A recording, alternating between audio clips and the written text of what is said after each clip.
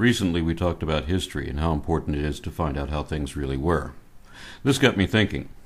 Those of us who appreciate science also tend to enjoy science fiction, which is weird because every sci-fi ever made is unrealistic and usually fails on many crucial points.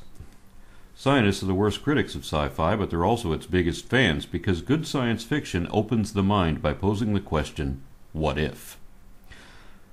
This is especially true of stories involving time displacement. For example, what if you prevented your parents from getting together, or otherwise disrupted the sequence of events leading to the reality to which you belong? Or what if you found out that you grew up in a subsequent reality and therefore couldn't change that no matter what you try, because everything you're doing now you've actually already done when you yourself created this reality in the first place? But the problem with time travel isn't just the plentiful potential paradoxes. There's also the question of how to do it. Ever since 1895, when H.G. Wells embedded the idea into the public psyche, we've wondered how that might be done. Initially it was just a flight of fancy, but then in 1949, Albert Einstein's colleague Kurt Gödel proposed that time travel might actually be possible. Since then we've taken this a bit more seriously. For example, Professor Irina Aref'eva and Dr. Igor Volovich suggested that the Large Hadron Collider at CERN could create conditions such that it might be possible to fold space in order to wormhole to some point in past or future.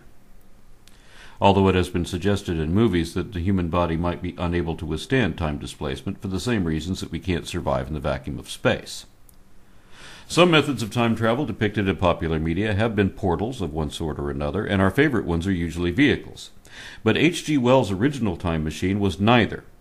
It couldn't actually travel anywhere, it could just sit in one place and let time move forward or backward around it. That might work only if you're traveling into the future, but even then, only if you put it in a stasis room. The stasis room creates a static field of time. See, just as X-rays can't pass through lead, time cannot penetrate the stasis field. So, although you exist, you no longer exist in time, and for you, time itself does not exist. You see, although you're still a mass, you are no longer an event in space-time. You are a non-event mass with a quantum probability of 0. Oh, simple as that, eh? Okay, I'm ready. See you in 18 months. Even if you could keep yourself out of time, that still wouldn't reverse time. Even if you could reverse time, you still couldn't go back to a time before the stasis room was built. That's the problem John Kramer has.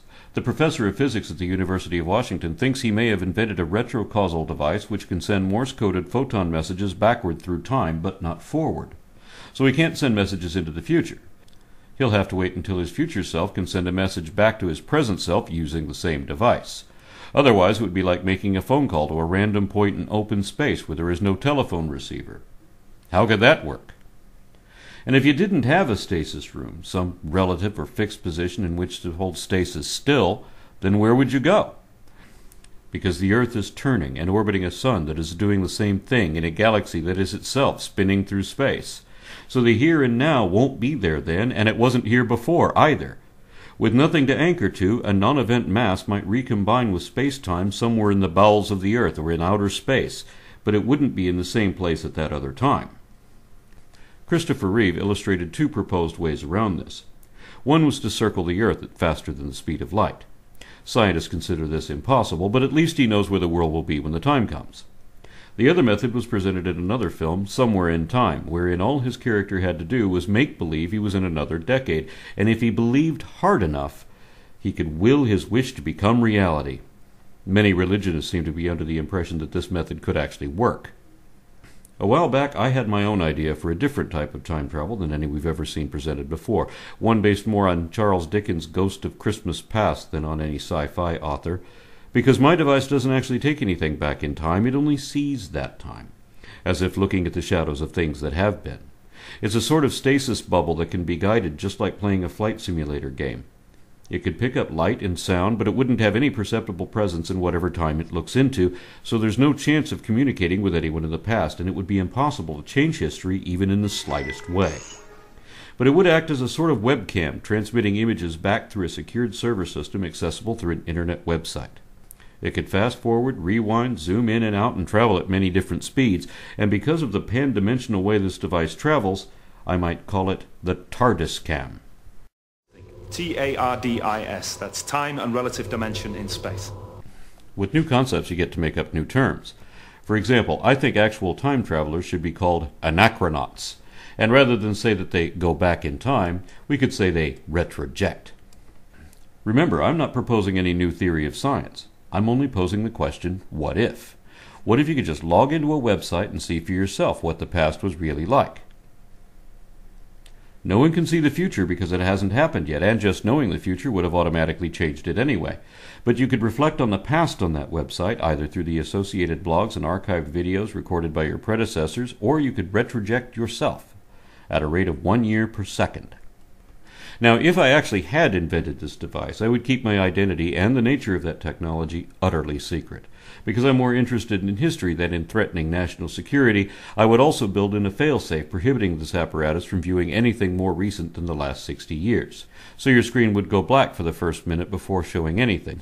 Then you would view things from a lifetime ago, going backward at high speed until you found the scene that you wanted to replay properly.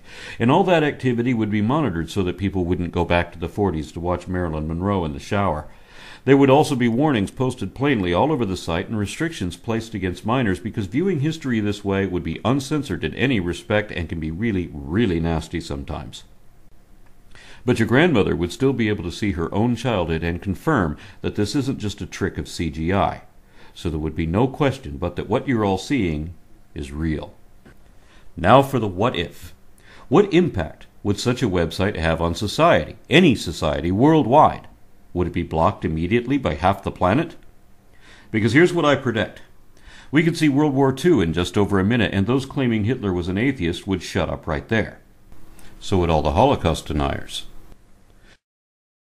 In 10 minutes, we'd all know what Muhammad looked like, if we could find him at all. And if we did, I think that would be a devastating blow to Islam, because we would all know what he really said and really believed and why. And we'd know how the Quran really came about. Likewise, it would only take a half hour to get to the time of Jesus, but no one using this software would ever be able to find him because no one actually knows when he lived or where he died. You can't ask directions and wouldn't understand Aramaic anyway.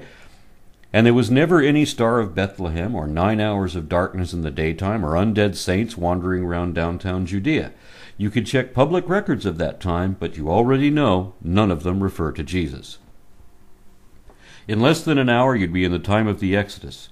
But I'd bet you wouldn't find Moses either, nor see the Red Sea parted. What you would see, almost anywhere you looked, would, I think, be interesting and enlightening, but I doubt very much if any of it would match anything in the Pentateuch, because so far, nothing in history or archaeology ever has.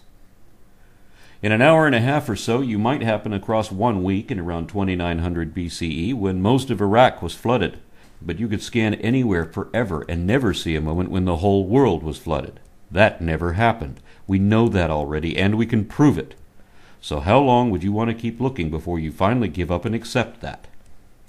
Using such a time machine, it would only take a couple of hours to disprove young Earth creationism, which is strange because it normally doesn't take that long even without one. But if you wanted to see Australopiths, you'd have to wait at least a month or two. And if you wanted to see the first whales, you'd have to let your computer scroll back for a whole year. If you want to see the last dinosaurs, you'd have to let it retroject for at least another year, and you still wouldn't know what caused the Permian extinction unless you wait another 4 years after that. The Cambrian explosion evidently took over 50 million years, and you'd get to see some of that yourself after letting your computer buffer continuously until the year 2024, assuming, of course, that you're not running a Windows-based operating system. And if you set your computer to do it today, it would finally be ready to show you a bit of the Big Bang at some point halfway into the 25th century. Well, you wouldn't get to see it, but a grateful descendant some 20 generations from now would. I would ask whether this sort of proof would be enough to change the minds of creationists, but I've asked them that before, and they've responded no. They said their faith requires that they continue to believe, even when they discover proof that they're wrong. So instead, I'll ask anyone interested in pondering these things, what would you do with such a website if you were one of the first to click the URL?